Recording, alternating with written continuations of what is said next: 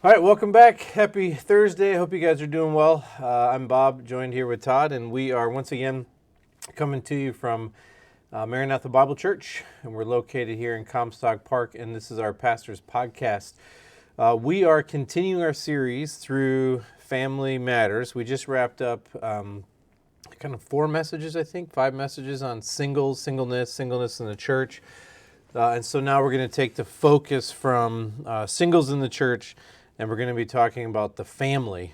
And I think one of the reasons why I want to talk about the family is that it's essential to society, and I don't think people quite understand how important the nuclear, traditional, biblical family is to society.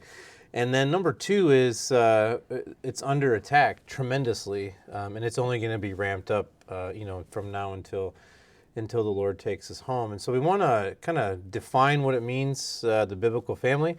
And then over the course of the next 2 months, we have a lot of topics we're going to hit on and what it looks like with for the family unit, from kids to everything practical stuff, how to raise kids, to setting up family worship times, to all that kind of stuff over the next 10 weeks. So I'm really looking forward to it. Yeah, I'm excited about it too. You and I sat down for, half hour today or so, and started just mapping out this next part of the series, and just looking forward to working through some of this stuff with you, and hope it'll be a blessing to our church family and anyone else who might be listening. And just again, as you said, just seeing the importance of the family unit, and just really needing to get God's perspective on the family, and really coming to understand how He's designed this unit, and to really bolster what it is that we can do to minister to our families and serve our families and help them be as solid as they can be for the cause of Christ. So I think this will be a helpful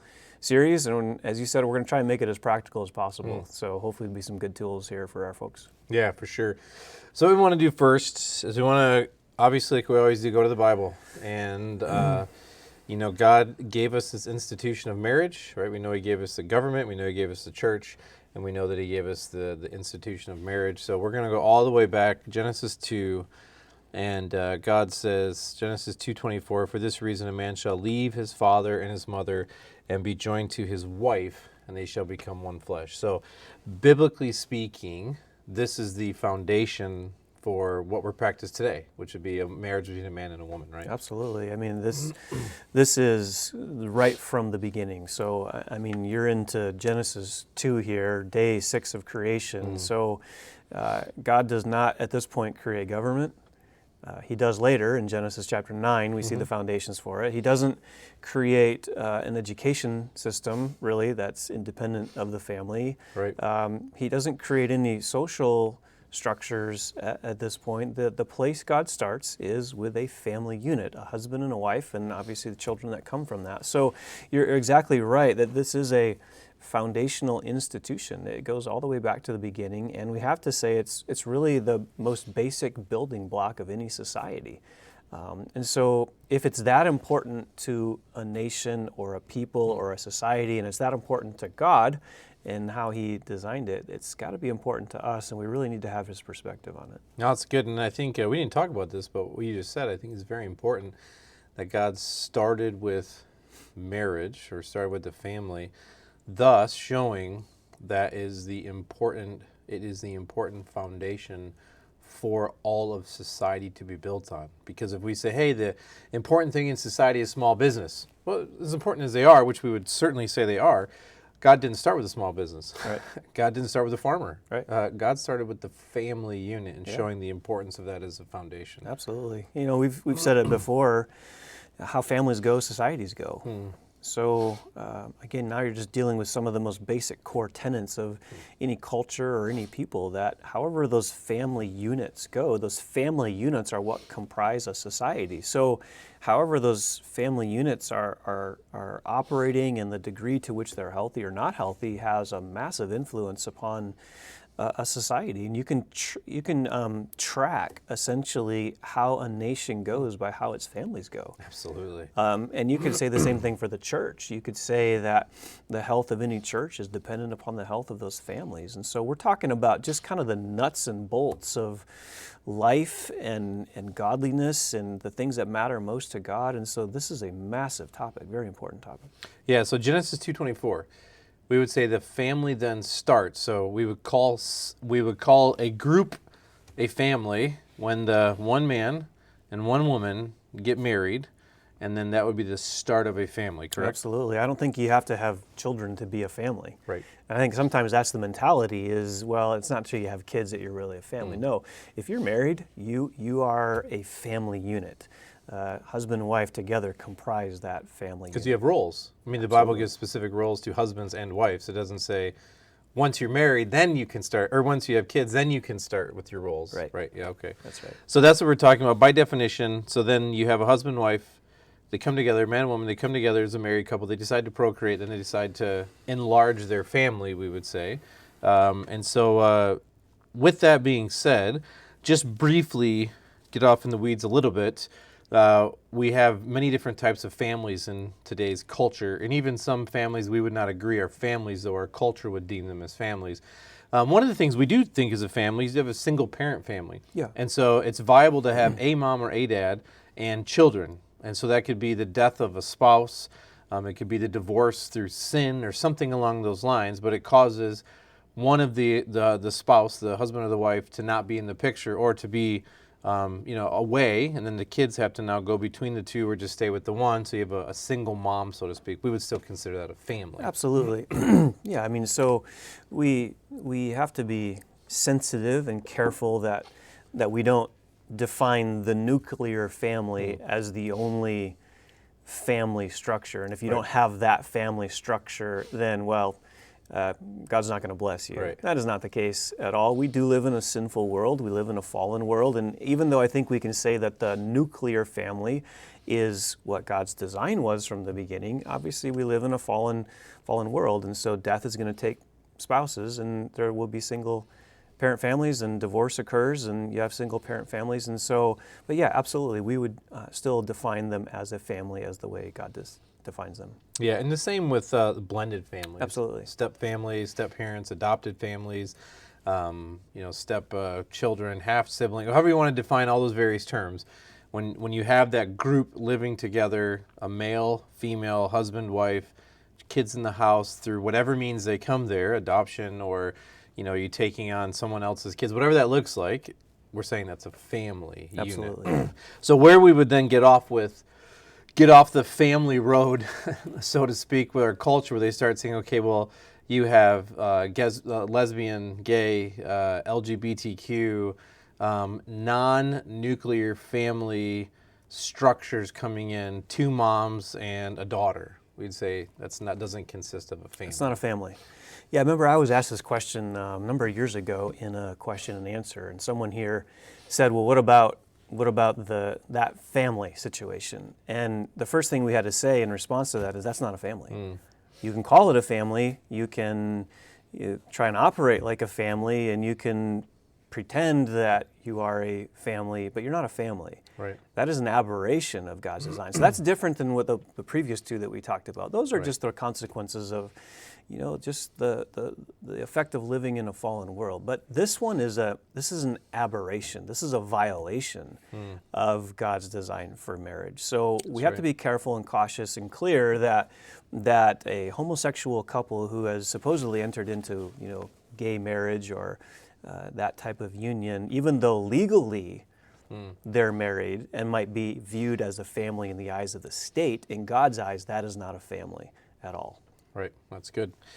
So that's what the Bible says about a family and what a family is not. So then moving on, we need to ask, so this is how the Bible defines it. So now we're going to take it from the theological and bring it more, into our minds. So why is the biblical family important? Now, for the record, that question, why the biblical family is important, we discussed this a little bit. This is going to be the topic over the next 10 weeks. We're going to be fleshing all of this out. But for the purpose of kind of starting to build those theological foundations in our mind, we want to start looking at, okay, so I see what it says in the Bible. I understand that God created family between one man and one woman, and then the family procreates and the family enlarges.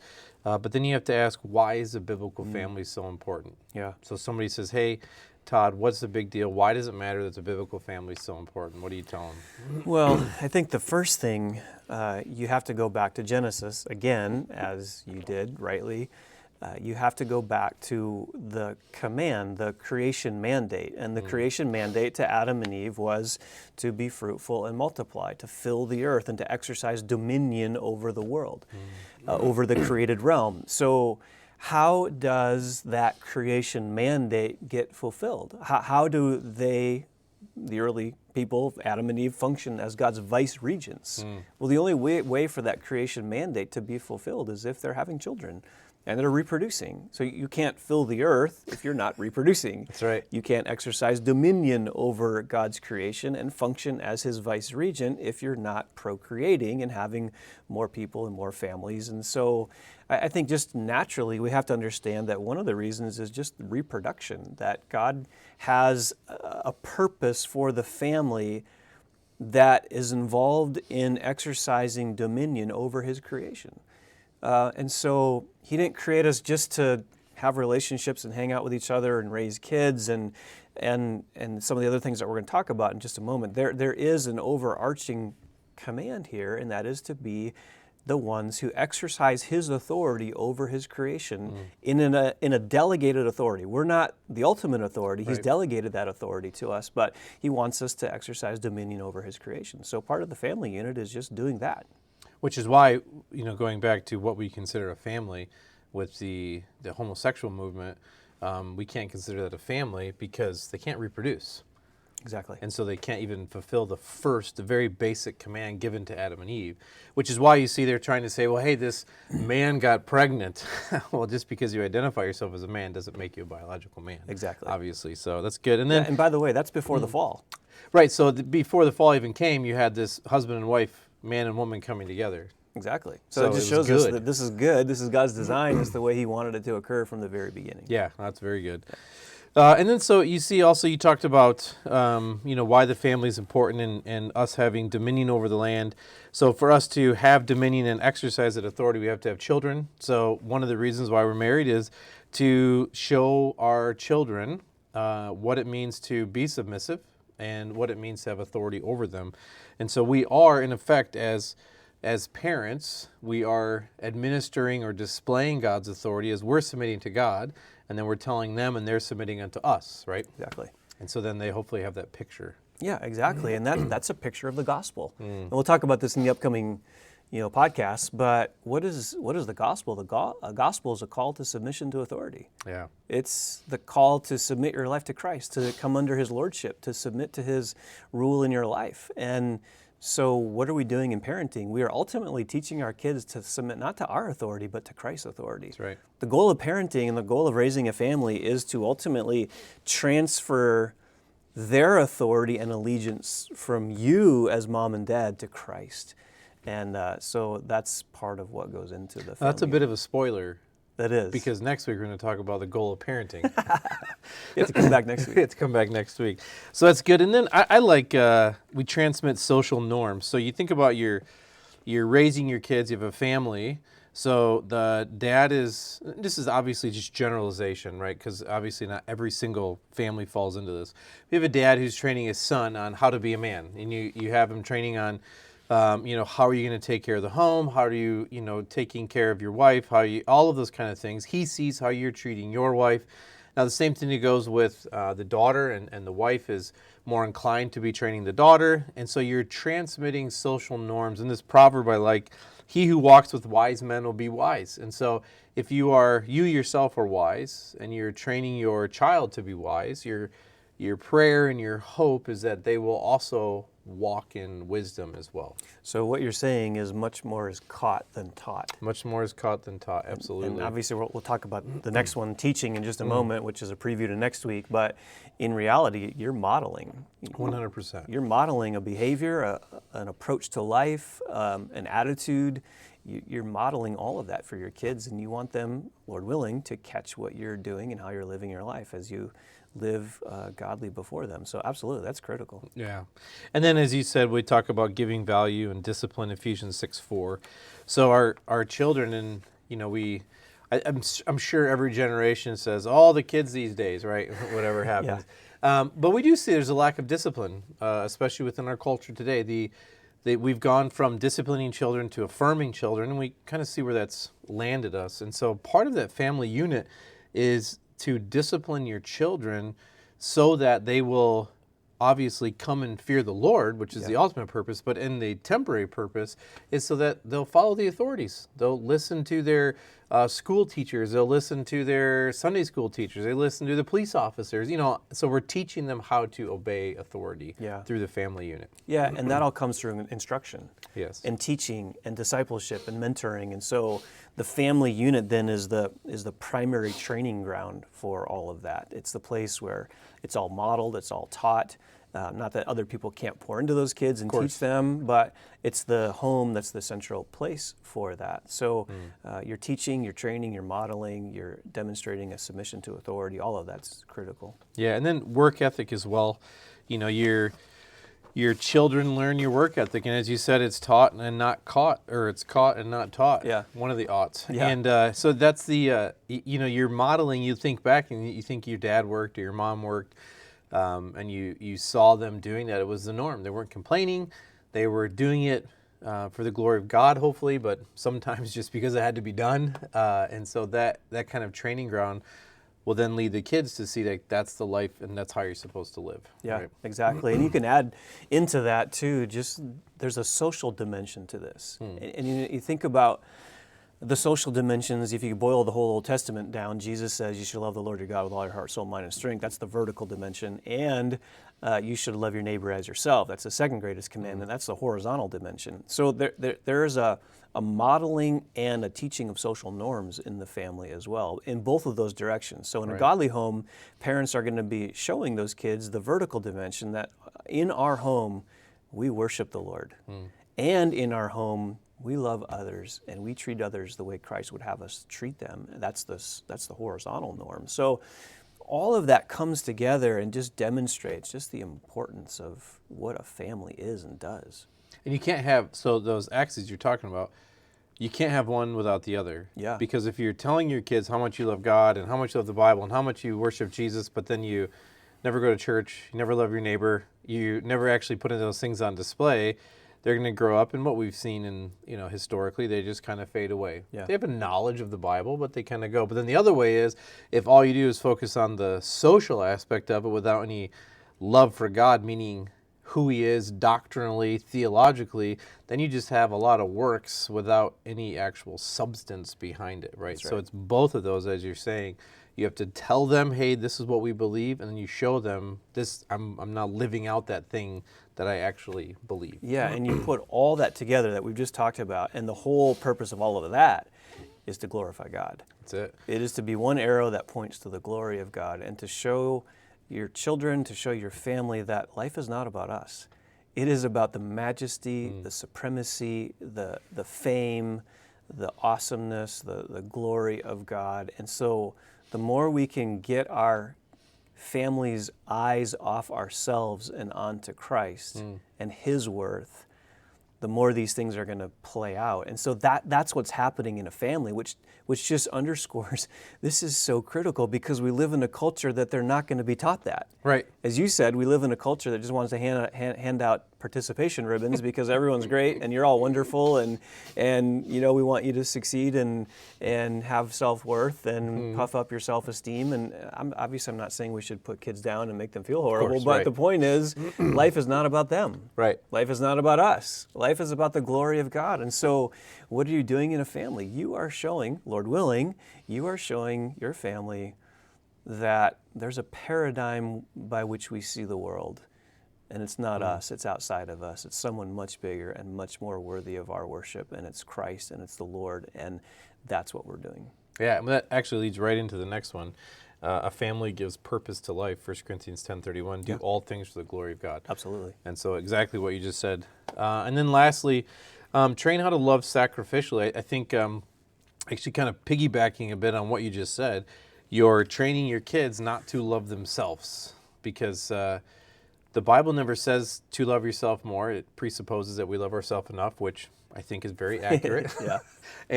And so we're training them by husbands, loving your wife as Christ loved the church, who gave himself.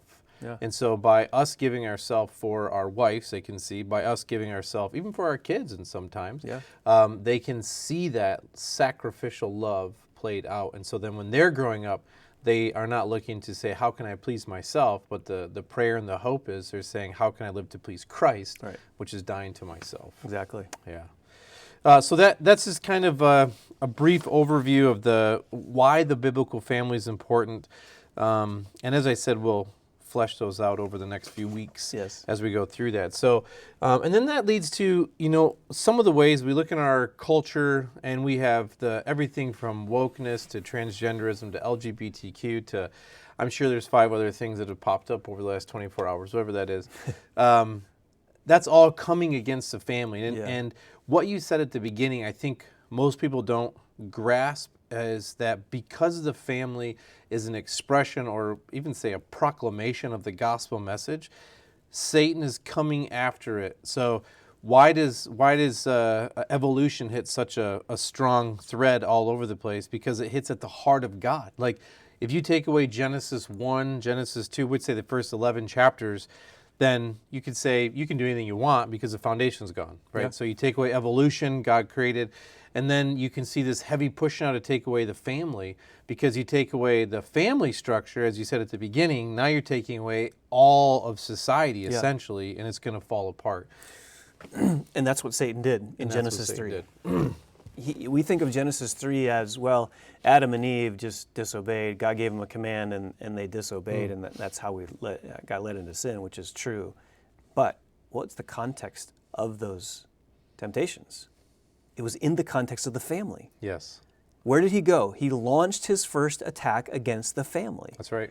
And so he took a woman who should have been helping her husband under his protective headship, and he, in a sense, seduced her out of that protection. She gave into the temptation, and based on her influence, then the husband, who should have been leading, caved and didn't lead and fell into the temptation. So don't take those temptations and what happened in Genesis 3 out of the context of what it actually happened in. Right. It happened in the context of a family. That's right. Sure, there weren't any kids there yet, but there was a marriage, and in that marriage you have a family. So where did Satan launch his first attacks, and where did he level his crosshairs? He leveled it at the family. And so what's interesting is there's an order in God's created design, and the order is God, man, woman, animal.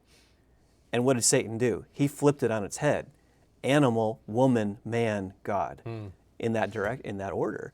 So a snake seduced the woman, who was used by him to tempt the man, which then kept them from obeying the Lord. So Satan is brilliant. He twisted that whole thing around, all in the context of the family, and he's doing it today. Absolutely. So nothing's changed in 6,000 years. He continues to launch his attacks at the family. And we're going to talk just very quickly about what some of those are. Yeah, so first of all, we'd say divorce. Now, we know that there's biblical grounds for some divorces that are out there, so that's not included in this. But we would say divorce for irreconcilable differences, divorce for convenience factors, whatever that happens to be. That's a way that divorce kills society. It really does, because you're taking apart that family which was already one, and now you're separating it, which then you have the term broken homes, and you have just an underpinning of society that's just taken away, unfortunately. Yeah, that's true. And so then the LGBTQ agenda, obviously that's not what God supports whatsoever, and along with transgenderism. It's interesting with the transgender LGBTQ, whatever those things stand for. You're taking a man and saying you're a woman, and a woman and saying you're a man, or saying that you're non-binary. And so what you're doing is you're exempting yourself from all commands given by God. So you don't have a role as a man or a woman, a husband or a wife to fulfill. So now you've freed yourself from under the bonds of God. You're not created as a man or woman in your own eyes. So once again, you freed yourself from the bondage of God. And now you're free to do whatever you want to do. And so really, when you look at that, it's very scary, because you read Genesis 1, 27, 28, and all of a sudden God gave them over to their desires. God gave them over to their lusts. And so God's judgment is now upon these people, giving them over to do whatever their depraved minds want to do. And if you want to see what a depraved mind wants to do, you can look at that subsection of our culture. Yeah. And that's the direction it's going. Absolutely. And I mean, that's just a sampling of the Right. attacks that Satan is leveling. I just wrote a few more down. I mean, TV, media, secular, the secular agenda coming through movies and music, all of that undermines and destroys the family. So does immorality, the whole sexual agenda and the sexual movement. Like promiscuity. And you could throw adultery in. That just destroys families. And how many times haven't we seen adulterous relationships destroy and rip families apart? Pornography does. I mean, the whole abortion movement obviously destroys children, which are critical and central to the family. You have the whole cohabitation thing, which just basically says you can pretend that you're married and enjoy all the benefits of being married just without the commitment. That undermines the family. You have children being born out of wedlock because of the sexual revolution. You have open marriage, where, hey, we can invite other partners and other people into. So the whole, all of this, and we could keep going on those things, but all of that just attacks God's family and just chips away at His design for this family. So as a husband and a wife, a mother, father, what you're saying is we have to have our head on a swivel and saying we need to be looking 360 degrees because it's coming from every single angle. Yeah. Just when you thought it was safe to watch a Disney show, I don't know, I think, whatever. And all of a sudden you've got two dads or two moms and it's all normative. And so your kids watch that and you're approving of it for them to watch it. Yeah. So in their mind, well, this must be okay. And then they go to school and they see the exact same propaganda coming at them. And now it just becomes normative. And they grow up with thinking that these things must be good. Yeah. Mom and dad haven't said anything. And school's saying it's okay. And friends are saying it's okay. So it must be okay. Yeah. So here's the cumulative effect of all that. It begins to blind us to what God's design for the family is. Absolutely. It begins to prevent us from really thinking correctly and accurately about God's design for the family. It keeps us from really having our minds informed by what God wants from the family. And I was just thinking, coming into this, Judges chapter 2, it's interesting to me. The people of Israel, they come out of Egypt for 40 years, they wander the land, they see God's faithfulness. Moses has been teaching them. Joshua takes them into the land, they conquer the land mostly. Initially they enter the land and they're doing fairly well, and they're teaching their kids, and their families are strong. And then it says in Judges chapter 2, verse 10, and all that generation also were gathered to their fathers. So this is the generation that came into the land. And there arose another generation after them who did not know the Lord, nor yet the work which He had done for them. That is a scary verse. Yeah, it is. So they come through the desert wanderings, they conquer the land, they have God's blessing on them, and within one generation, 40 years, it says there arose a generation after them who did not know the Lord. That's the effect of secularism. Yeah.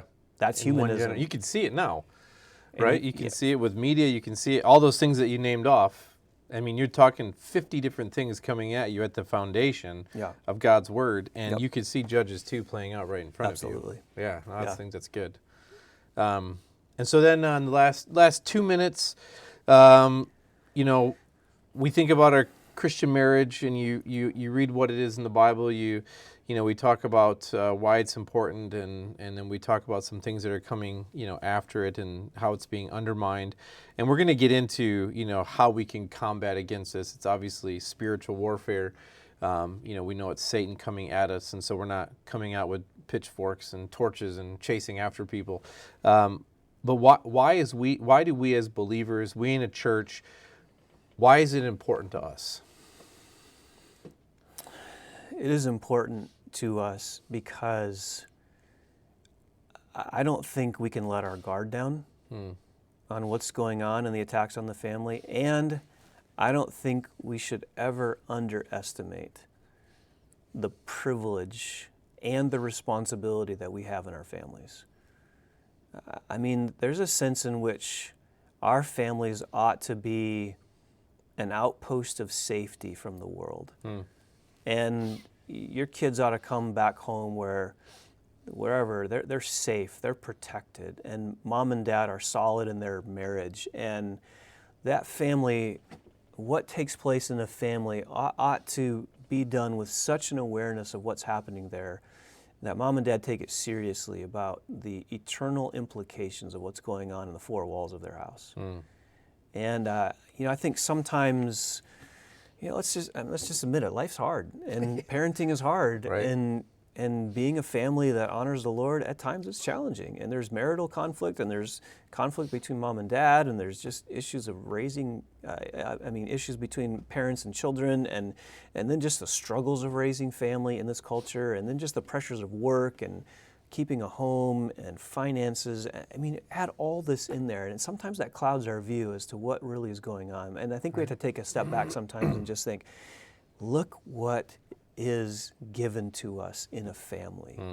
We have the massive privilege of pouring into our children and modeling for them Christ-likeness, and pouring our best energies into this one unit the Lord has given to us that will likely, if done well, make a difference for eternity. Yeah. That's nothing to shake a stick at. Right.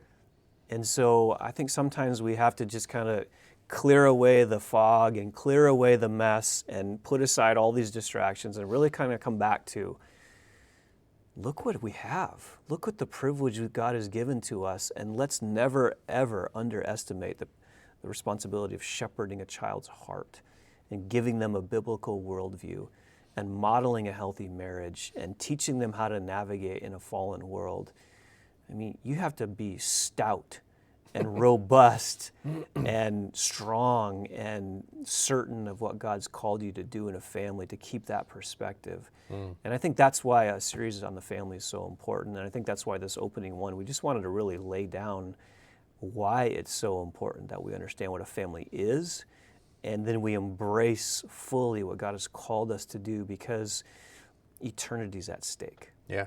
No, it's good. I think just going over the last 30 minutes or so, and we've opened up a lot of cans, I think, and all of those things that we talked about, we want to go back now over the course of the next 10 weeks and start putting a lot of meat on those bones.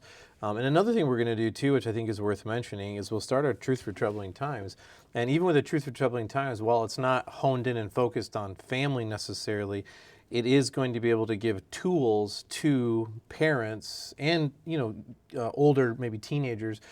They're going to get some tools for their toolbox to be able to stand, as you said, stoutly in our culture today. And so we do hope that taking this, and then also in 2 weeks when Truth for Troubling Times starts, we'll be able to equip our body to see the importance of family, but then also, even in a broader spectrum, be able to kind of build up their artillery to be able to fight Satan. Yeah, very good. So, well, I hope you guys enjoyed this. We certainly look forward to the next few weeks we're going to spend with you going over the family matters. Once again, if you guys have any questions, feel free to email us. Let us know of anything we can answer about the family, and we'll be happy to include it in one of our podcasts. So hope you guys have a good rest of the day.